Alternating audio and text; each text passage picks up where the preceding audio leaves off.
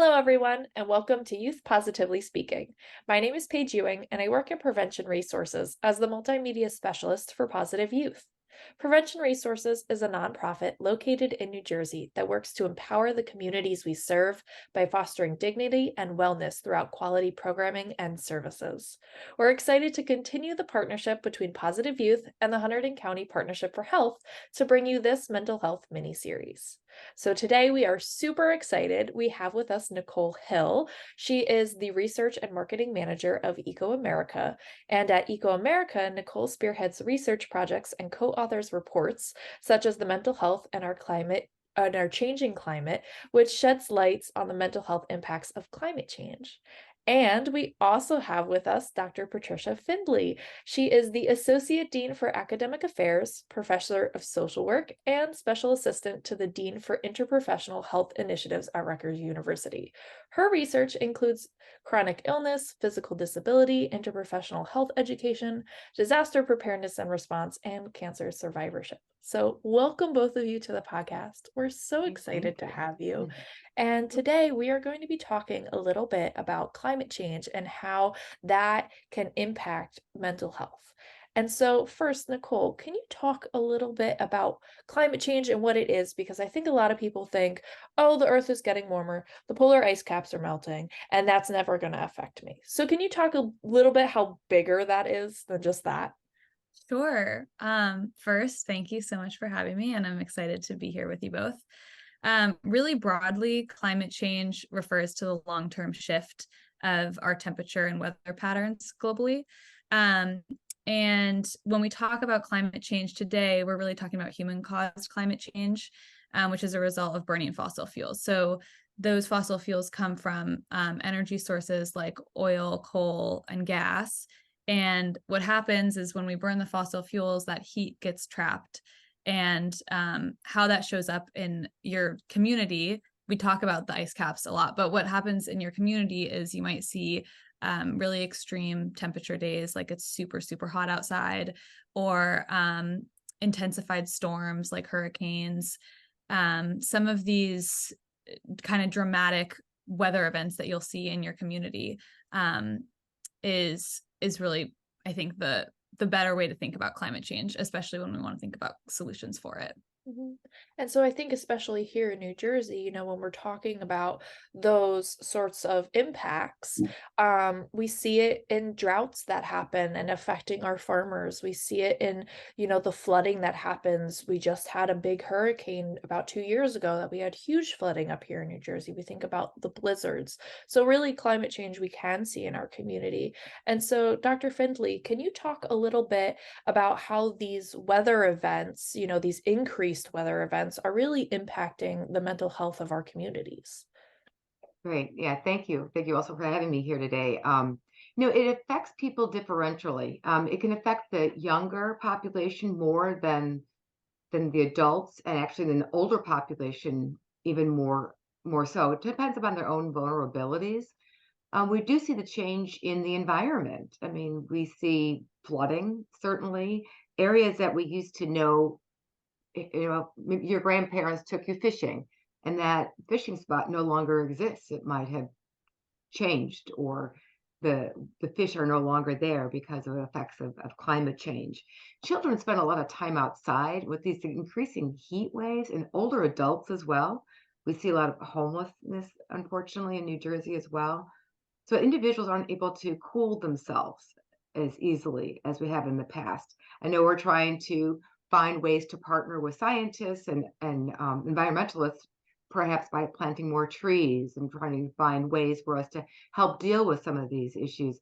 But the mental health certainly is a concern. And we see children, because children aren't able to express their emotions with words the way adults can, we see it in their behaviors. So we see regression sometimes. We'll see children who have been doing well for so long, the storm comes, they might be more clingy and cry and want to be with mom and dad. And if it's prolonged, we might see things like bedwetting might come back again to an older child that had been long past that stage. So we see it in many different ways with mental health. And certainly we spoke earlier about alcohol and drug use. might increase. And we know research show it does increase post a dramatic weather issue, but typically it levels off, it comes back down after a period of time. But when the weather change is prolonged, we're seeing increases of drug and alcohol use and misuse over time. Mhm. Yeah, Mm. and I was just reading an article that came out a few years ago from the World Health Organization, and they were talking about climate change and intermingling of mental health and how countries should be absolutely, when they're talking about their climate change plans, be incorporating mental health into those plans. And it was really fascinating to hear, just how connected those two things are. So, Nicole, could you talk to us a little bit more about, some of your research and some of the things that you've been, talking about when it comes to that connection between climate change and mental health? Yeah, definitely. So I've been really fortunate to work on a project over the past few years, which is a series of reports with Eco America and the American Psychological Association looking at what the connections are. Um, and so I think the first one came out, it was a while ago, maybe 2014. And then I was involved in the 2021 report and this most recent um, report released in October that was focused on children. And so what I'll say generally about the connection between mental health and climate change is very much an exacerbator of what people are already experiencing. And there's so much going on in the world right now. People are already having mental health impacts from such a range of factors. And so um, climate change has this very strong and unfortunate ability to make all of those things a lot worse. Um, and so the most recent research that I've been looking at has been on children and young people, and climate change does impact people's mental health differently as they age. And so, for example, even people as young as in the womb, you can have impacts. There's prenatal exposures that can influence people later in life, and I think prenatal exposures to extreme weather events, I can go back and find the specific studies, but have even led to anxiety and depression for people later in life. So it starts really young, and then children as they get older. Patricia was already talking about some of these impacts, but they're also generally vulnerable because they rely a lot on their parents. So not only they might have their own experience with an extreme weather event or with wildfires or whatever the climate change issue is in their community, but then also when their parents are impacted, they rely on their parents for food, for shelter, for they can be influenced by the caretakers around them. So that's some of the ways that children and very young infants can be impacted. I don't want to take too much of the time, but I can talk a No. little bit more about adolescence and how it's different for them too. Yeah, I mean, that's amazing, Dr. Findley. And, in your research, especially when it comes to, disaster preparedness and response, are you seeing, the same sort of things on your end? Absolutely. I think one of the variables in here is dose of how the intensity of the events, proximity, how close were the individuals to the event, and also the length of time. Like Hurricane Sandy, we know lasted a period of time. And I was on a large study where we looked at 1,000 people randomized across the state of New Jersey, and we found, interestingly, that the closer people are to touching debris, touching like trees or got in the water, they're more likely to have higher levels of anxiety and distress, overall distress. Wow. So yeah, it's really fascinating, interesting. And we also remember working with the people who came to rescue to help, like the emergency response people, how impacted they were because they were in the thick of it. It was the pets, they were finding animals that had died during that. And because they were so close to it, we definitely saw the increase of anxiety and depression in those individuals as well. Mhm. So it's definitely a concern. But information is one of the keys. I tell that it's a basic social work premise. Providing information is important, but providing information in a way that the individual can take it in.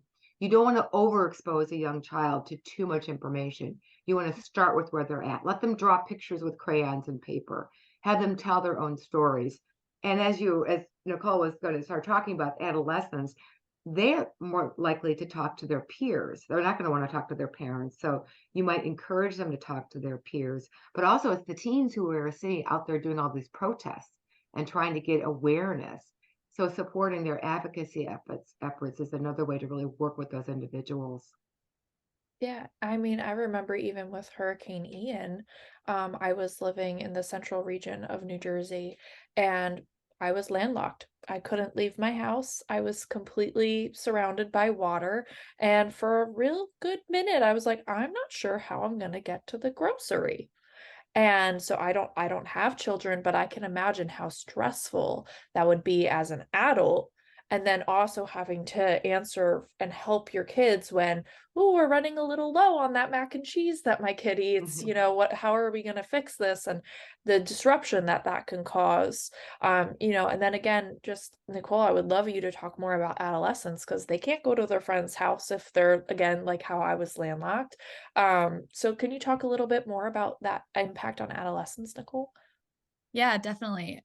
Really quickly before I forget, I want to add when Patricia was talking about the amount of information for children, there's some really good resources out there that listeners could be interested in, especially if if they're educators or parents that are. I know like the American Public Health Association has some, and the Climate Mental Health Network has some like one pagers on how to talk to children about climate change, and they're often age appropriate. So there's different age groups, especially the resources for educators. So maybe I can like send you a link or something Yeah, afterwards. I absolutely. don't know So if there's for our a link to include. listeners, what we'll do is Nicole will send me the link and I'll make sure to include it in the description below. And so if you're listening on YouTube, it's right down below in the description. And then if you're listening on any of our other platforms, Spotify, Apple, etc., if you go to our website, which I will mention and put it in the description as well, I'll make sure those resources are listed for you all. I'm going to interrupt real quickly because I'm going to also send you a link to the New Jersey Climate Change Resource Center as part of the Rutgers University. That was part of a state mandate to set up. It's got a lot of resources for educators, for science, for public.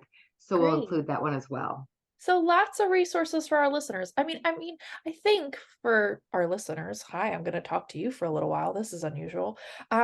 I think for the most part, you guys usually listen to us because you're parents and you're looking for those resources. And so that's really what we're here for today.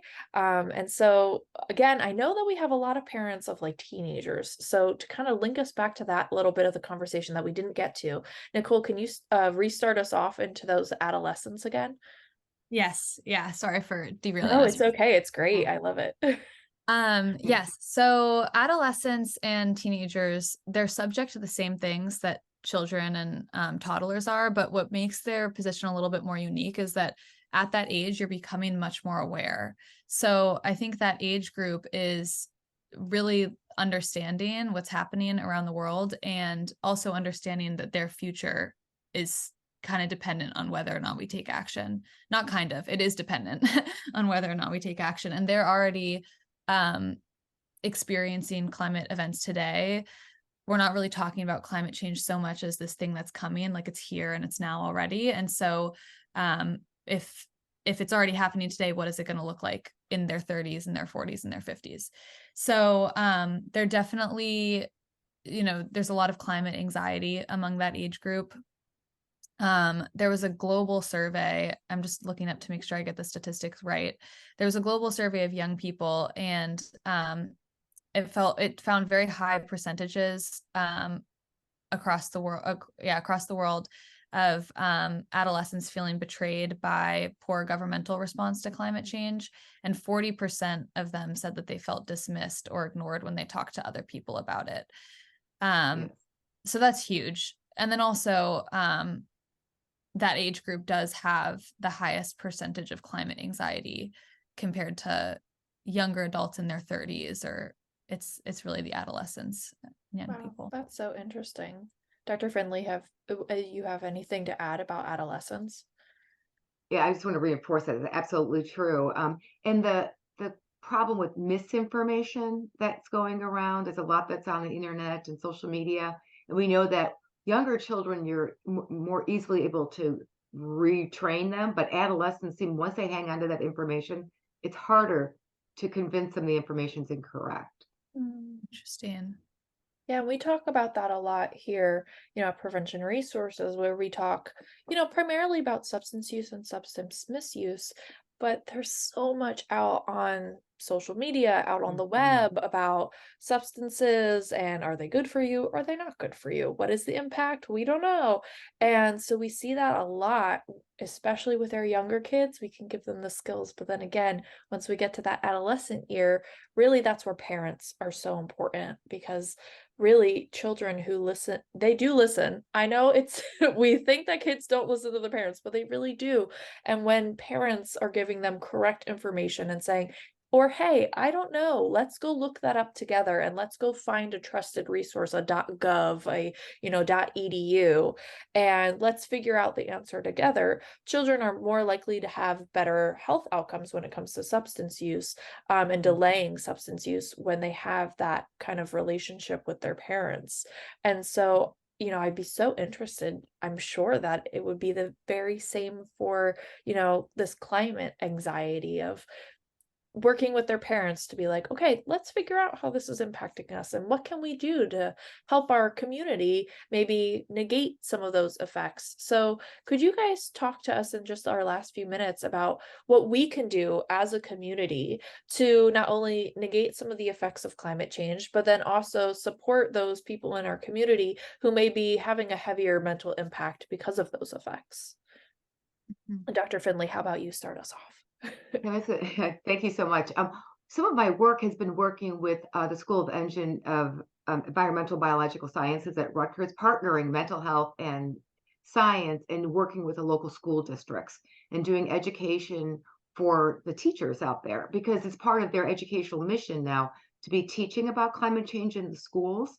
So I would encourage individuals to partner with schools, with, especially if the kids are in the school, work with the parent teacher kind of committees and try to find some projects and other ways to really promote education. I think by empowering people to do something, they've got the sense of really being able to do something to help with climate change. And when you're feeling more empowered, that definitely decreases your anxiety. So get actively involved with climate change kinds of activities. And Nicole, what do you see? I think it's so daunting, when you look at government structures not doing what they should be doing, and you kind of as a single person are like, okay, well, I can't change the world. So what can we do though to help change our communities and start from there? Yeah, I was gonna say the same thing as Patricia. Getting involved can really help reduce climate anxiety. And so, as a community member, as a parent, you can help the young people in your life find those organizations. Granted, a lot of them probably don't need your help finding it, like they're on social media. One that comes off the top of my head is Sunrise Movement, is doing a lot of work, and they have local chapters. So there are national organizations that are very community based and still do lots of community work. So finding the people who are involved in climate change and working with them is very helpful to feel empowered, to feel less alone. Um, there's there's a lot of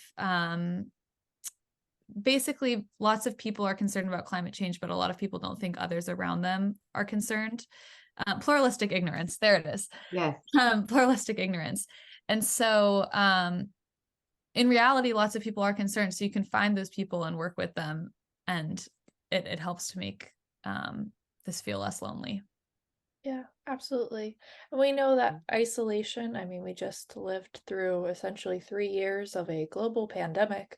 And we know that felt like I was like, oh, we're finally past the point that the pandemic we're not going to talk about on the podcast anymore.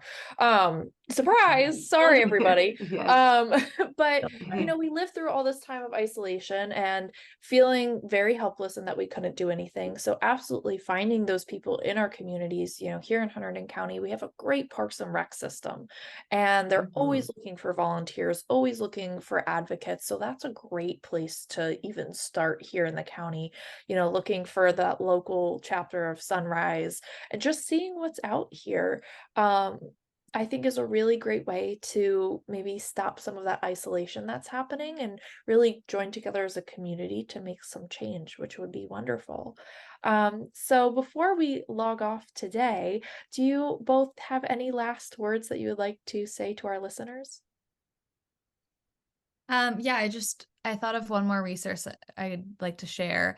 And anyone can take it. It's called the Climate for Health Ambassador Training with Eco America.